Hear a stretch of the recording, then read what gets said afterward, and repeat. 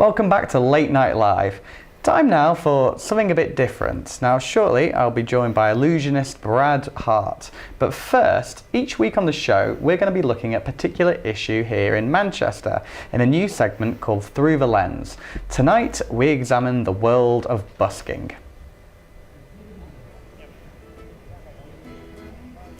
Busking, noun 1857, chiefly British. To entertain by dancing, singing or reciting on the street or in a public place.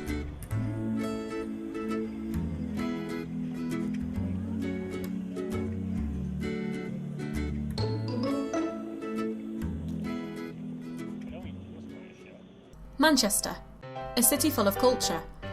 But it's not just the city itself that brings culture, it's the people. Manchester, like most major UK cities, is full of people busking. They are usually around Piccadilly Gardens, New Cathedral Street and Market Street. Next time you're in Manchester, you might hear someone like Jali, a busker from Gambia who's been playing the kora for many years. We caught up with Jali to hear his opinions on busking. I'm called Jali Nyongkoling Kuyati from the Gambia. Many people coming to Manchester to see something different. The whole people that I meet, everybody is telling me their interest and the love that I'm giving for the Manchester to make a support of tourism side in Manchester. I always come here to play my instrument kora. These are the main reason. That's why I play. People like it.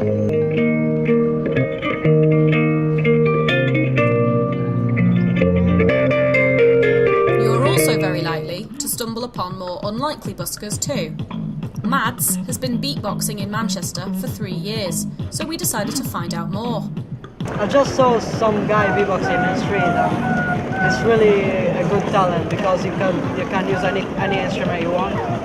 Like trumpet, violin, drums, everything you need is in beatboxing.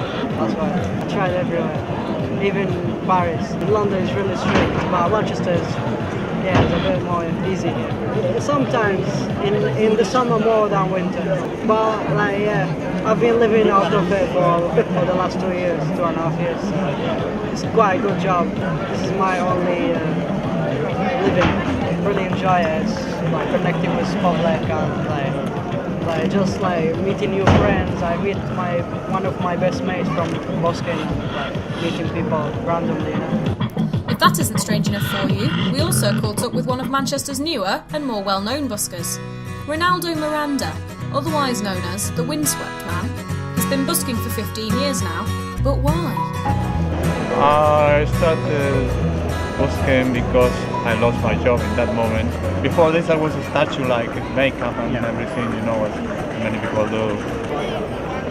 When I went to Dublin 5-6 years ago, I had not any costume in that moment, so I decided to buy in that moment some clothes and put one inside. And I have seen a little that gave me something that gave me the idea. Well, I do it because I like what I do. I like to give a little happiness to people, put a smile on people's face. On the other hand, it's my living. It's both. I think I do in life what I like, really. Because if you see in the street, you have everything. You have very good people. You have some people who maybe bother you or try to push you. There's everything happening in a day, but the most important, the good people will happen in a day. The rest, everything you can imagine. It's a little hard. Sometimes it's good. It's hard to try from Monday to Friday. Usually Saturday, Sunday can be okay. Sometimes there are good weekends, you never know. There are a lot of people who work in their life in something that they never enjoy. So that's a little sad. So this is hard, but I do what I like.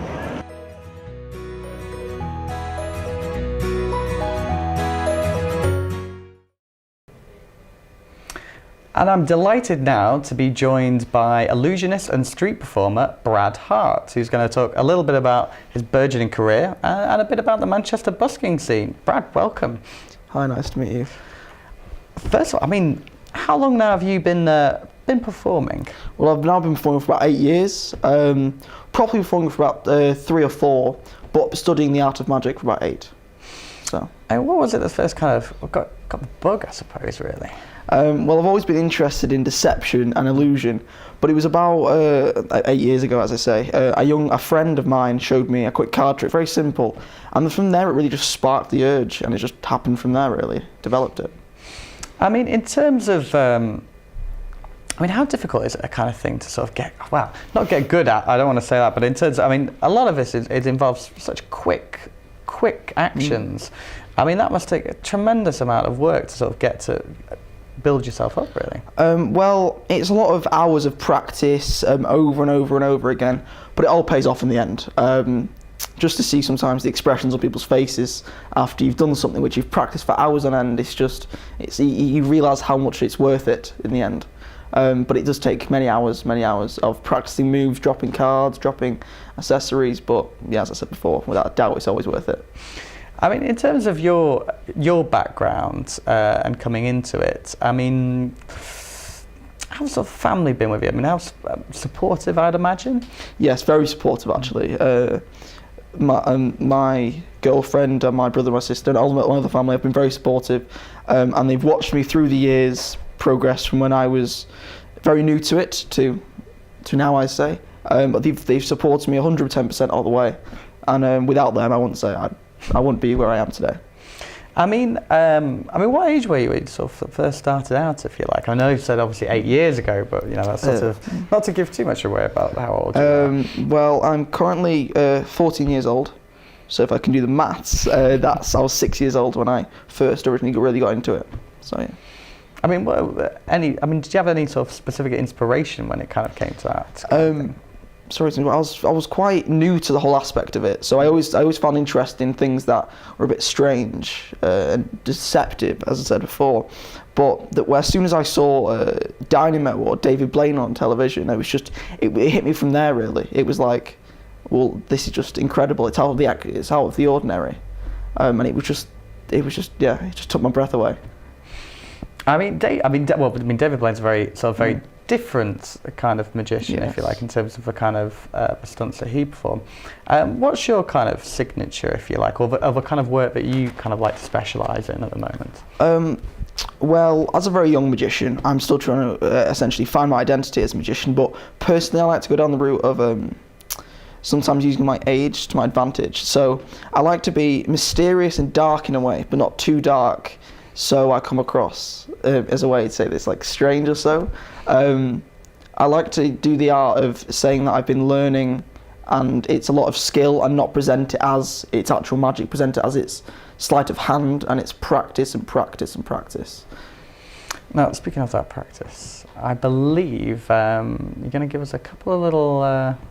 going to try and fool me, I think would be an accurate way of describing that. What have you got for us first? Okay, well, we'll try this, okay? So we'll try this, okay? So first of all, it's a completely standard deck of playing cards. Okay, what I'd like to do is call out stop somewhere. Stop. Sorry, it's not yet, sorry. I'm jumping the gun, getting too far ahead of myself. Say stop. Stop. Okay, remember that card there? Okay. Okay, I'll show the camera as well. Okay, yeah, what we'll do is cut that card. I hope I've got that. Okay, what I need to do is remember it for me. Yeah. Okay, don't give anything away. So I've been studying recently a bit of psychology and so like that. Okay, what I need to do is try to keep the best poker faces you can and think of the colour of the card. I'm terrible at poker. Oh. Hang on. You gave away to black card. Give me a minute. How have I done that? That fast. Okay, now think of the suit for me. Okay. It's a club. Okay. Oh, wow. Think of the number now. Think of the number. Get the number in your head. Really burn it into your mind. It's a 6. 6 of clubs. Sneaky. Yeah. 6 of clubs. How? Now the interesting thing about I know you can't tell me how. That's the most frustrating thing. But indeed, I'll show you this. Look, we take the 6 of diamonds. In fact, we can actually take it and change it right there into the 6 of clubs, the card you selected. Thank you. That's incredible stuff. Now, I mean, those kind of movements are particularly that kind of like, how on earth do you do that quickly? Well, as I said, it's lots of practice to get to a stage where you can do flourishes, as we call them, in the Magic Society. It's just a lot of dexterity. So I've always found fascinating. I've always been fascinated in dexterity. So I've recently got a bit into yo-yoing, just because I just love the idea of incorporating things into the idea of fingers and just movements in general. Now we've got just about a minute now till we have to go to an advert break. Now, have you got anything quick that you might have up your sleeve for me that can... Okay, what I want you to do is call out stop. Stop. Okay, take that card and show the camera for me. Okay, hang on. Yeah. Oh. Which camera am I looking at? Ah, here we go. Okay. Okay. Yeah. Done so. Please place the card there. Okay. Okay. Now look, if we take the card, we'll give it one last show to the camera. Okay, we'll take it and we'll place it in. Now we'll push it in here, okay? Now what we're going to do is going to mix the cards like so, and then we're going to mix the cards face up into face down, mixing the cards up as much and as much and as much as possible, okay? Now we have the cards in many different states. We have some cards like this, some cards like this, and some cards like this. Now if we take all the cards, give them a snap, every single card in the deck goes back to normal, but the card that you selected, the 4 of diamonds. Thank you. That is fantastic, unbelievable stuff. Right, we've got to go for an advert break, but we're going to come back more, and we're going to be talking a little bit about busking. And Brad here has some very unusual stories from his first little time out on Manchester's streets. Don't go away, we'll be back in 3.